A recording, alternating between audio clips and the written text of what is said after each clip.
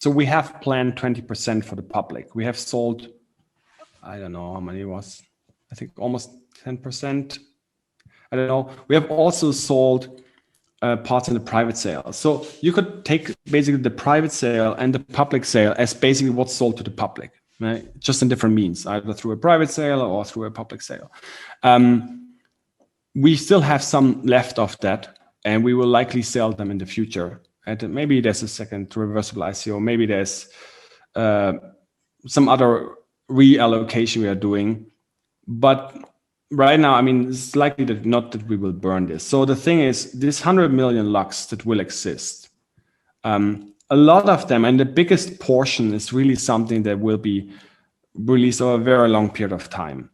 And the reason why that portion exists is because we want to be able to not just like here make everybody happy in the early days, and then you have this super cool network that's supposed to be becoming very big, but it's just like 5,000 investors.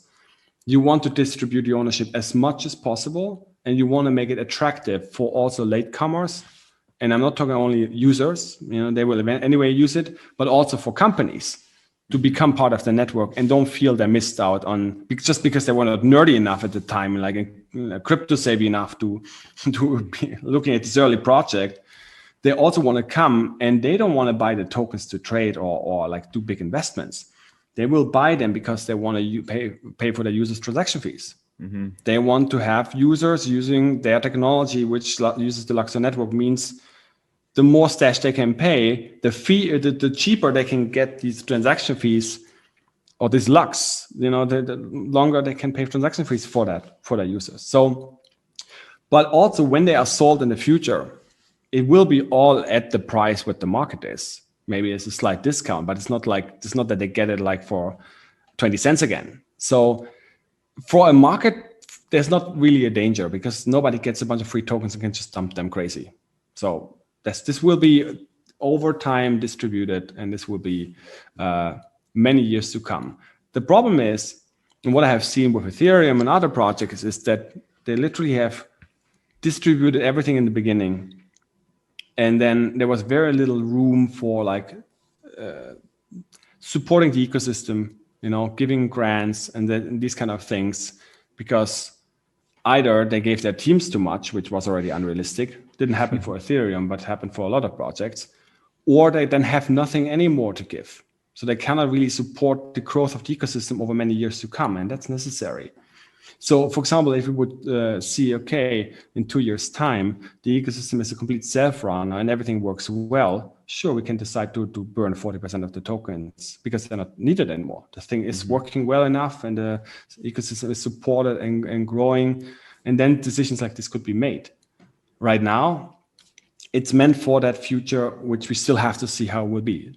And then we are at least not, our hands are not tied, and we are completely having thought ahead a little bit more than most of the other projects. So I think that's why the distribution is like this and has been to be. So for example, the other thing is with the ecosystem, there's a lot of things in the blockchain that need to be built that are not profitable. There's a lot of things like tools, protocols, things that need to be built, that need to exist, but there are no business model, and there shouldn't be a business model. And they also need to be supported through grants, for example. I mean, there's a lot of protocols that we see on Ethereum that are great, but their token is completely bullshit because the token is irrelevant. It doesn't need to be there. But they come up with a token because they want to, get money to build the thing. But by having this token in the system, they literally already making it impossible to ever be adopted properly, like for real. That's why Uniswap killed Bancor, right? Because Uniswap was just the same thing without the token, because the Bancor token was never, or like whatever, 0x, whatever other token, decentralized exchanges, they were never needed in the first place. And it's the same here. That's why you need money to fund projects like this. So they don't have to go and like come up with token models that are stupid in the first place. So there's a lot of things that are common goods in these systems that need to exist, like universal profiles, for example. That's no business model behind that. It cannot have a business model. It's a common good that people can use and do whatever they want with. So it needs this kind of like, liquidity and support, and also this kind of long-term planning.